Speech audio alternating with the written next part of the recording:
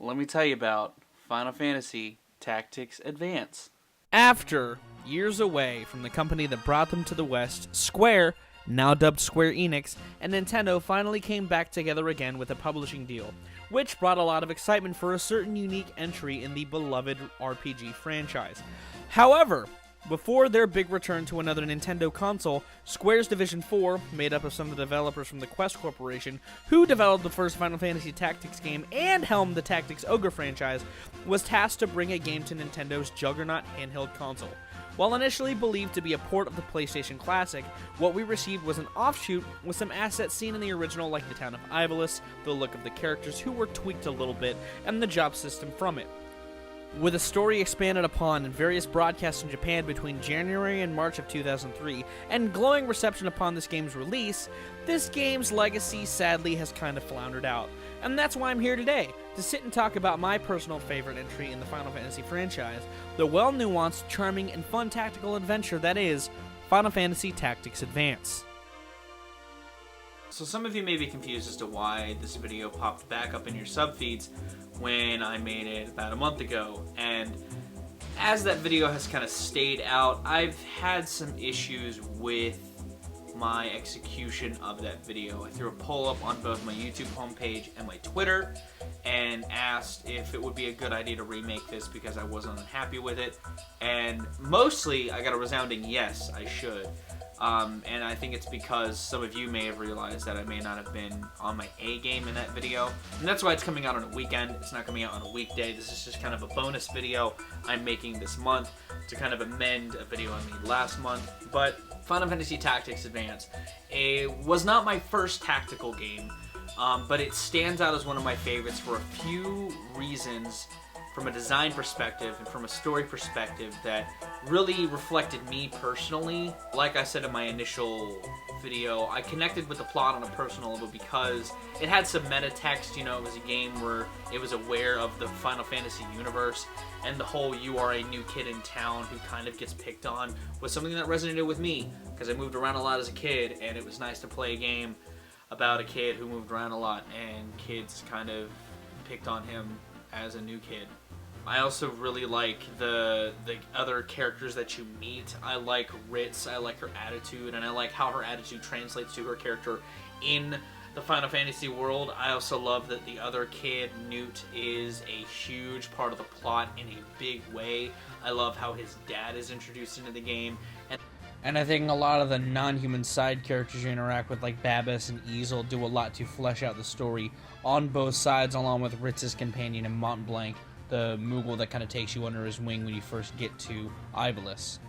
I also think this game is gorgeous. I love the way the graphics look. I love the cartoony art style, and I think the Moogles especially look fucking fantastic, and I think it's why they kind of carried the look of them specifically from this game into other games that featured Moogles. The Vieras also kind of have a similar thing, and the graphical art style in general I feel like was translated into a 3D spectrum in the Final Fantasy Crystal Chronicles game. But I adore the look of this game. I think the pixel art is really vibrant and the colors really pop in certain scenes, and I think that the game just overall looks awesome. It really has a fantasy look in ways that certain other Final Fantasy games around this time didn't necessarily have fully like this. Games like 10, 7, and 8 had fantasy aspects, but this felt more like a fantasy adventure, kind of like the old school games did, like Final Fantasy 4 through 1. But also, I think this game connected with me because the gameplay is so tight.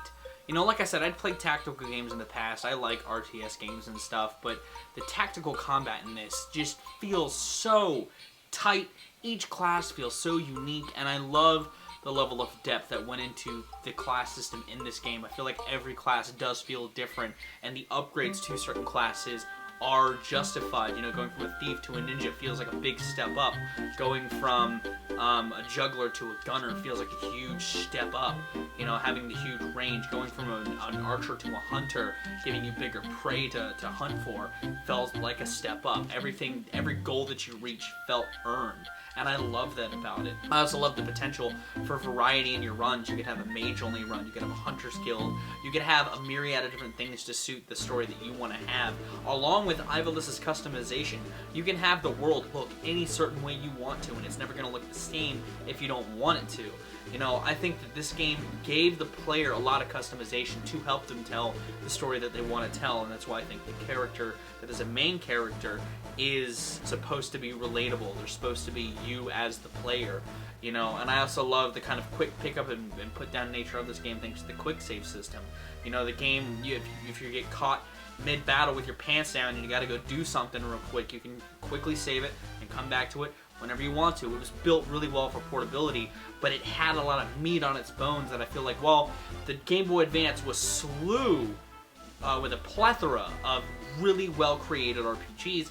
Final Fantasy Tactics brought a full Final Fantasy experience before they ported over the old games to that console in a big way, and I think this might have been a big help with that. Side note, another element of strategy and depth they added were the liberated lands, where you would frequently free a land from darkness, and as time would go on, they would fall under attack again, and you would have to manage these lands and make sure they were safe. You really were keeping Ivalis safe throughout the entire adventure, and that also just made this game consistently playable for me, because I'd come back, be in the middle of a mission, and oh no, something is under attack. Holy shit. And then I'd have to go save that before I did my big-ass mission. And I'd have to plan my missions I picked accordingly.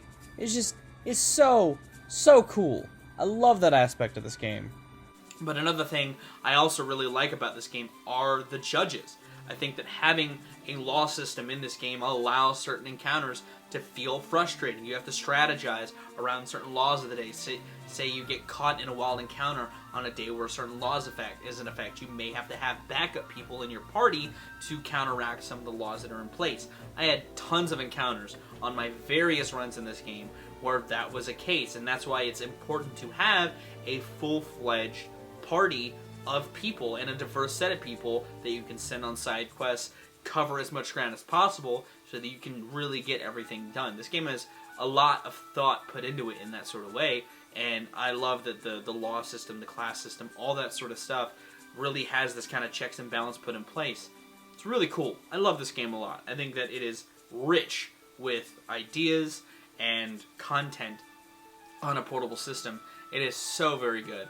And I love the music. I talked about it in my soundtracks list, but I think that the soundtrack in here is so huge. It's so immense that it's amazing how clear everything sounds. A lot of the melodies are really catchy. A lot of the battle themes are huge in scope.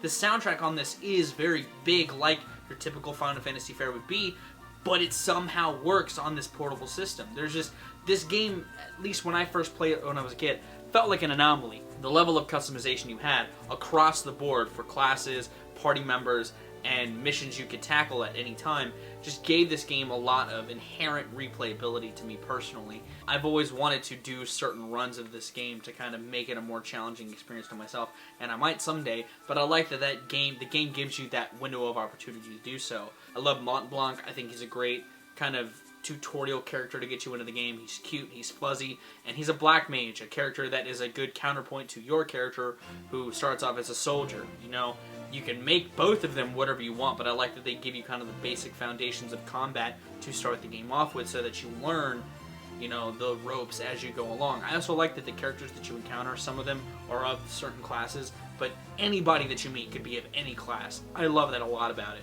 I also think that the game has a lot of heart in its story, you know, like most Final Fantasy games do.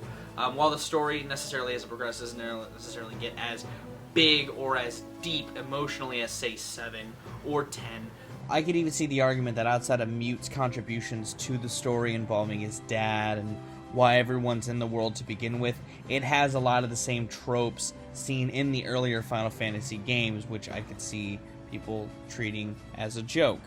But it still has a lot of heart for a game that's meant to be played on a tiny-ass screen, and I love that for it. This game had a lot of accolades when it was released. This game is beloved to shit. I don't think it's still, like, praised as one of the best in the franchise like I think it is, but I do think it is a game that a lot of people love. And also had a sequel, so obviously it made some money. I felt like I said in the beginning, I just didn't get across quite how much I like this game and really go into detail about all of the aspects I like about this game, but it really boils down to I love the customization, and I love how it makes you feel like you're an integrated part of this experience. You know, the world is in your hands to craft however you wish to tell your story, and I love that about it. You know, for a portable RPG, I feel like that's really hard to come by, this level of depth to its design. You know, a lot of the fundamentals are easy, but they create an engaging experience with what checks and balances are in play from a gameplay perspective. This is just a well-designed tactical RPG, and again, personally to me, one of my favorites. I wish they made more Final Fantasy Tactics games, because after the second game in this series, the series has kind of been dormant for a while, which is a shame because I like the world of Ivalice, I like the creatures that inhabit it, and I like a lot of the ideas set forth in this game that they kind of expanded upon in its sequel. I personally don't like its sequel as much as this one. I don't know if it's because it just came out at the wrong time, or I just never really got a chance to sink my teeth as into it as I did this, but this stands up to me still as one of the best RPGs I've ever played, one of the best games on the Game Boy Advance, and one of my favorite games ever, really, in general. Like I said on my soundtracks list, I sank a lot of time into this game, and it's a game that I constantly have this urge to revisit for one reason or another. And hopefully, in this video, I feel like I've gotten my point across a little better, what I like, what I dislike about it. But like I said in that video, what are your thoughts on Final Fantasy Tactics Advance? Is it a game that you would hold to high regard in the series? What are some of your favorite Final Fantasy games? Let's talk about Final Fantasy in the comments down below. Having got this off my chest, I feel a lot better about this version of the video, and I hope that you enjoy this version more than last version. I'm going to get out of here, though. Thank you so much again for watching this version and the original version if you did catch that. If you liked this video, be sure to give it a like. If you want to see more of my music, gaming, and general nerdery content, be sure to subscribe. Special thanks to the patrons. If you would like to join their ranks, linked in the description is my Patreon. I have been Vowel Rack, you guys have videos, lives, and situations, and I'll see you another day.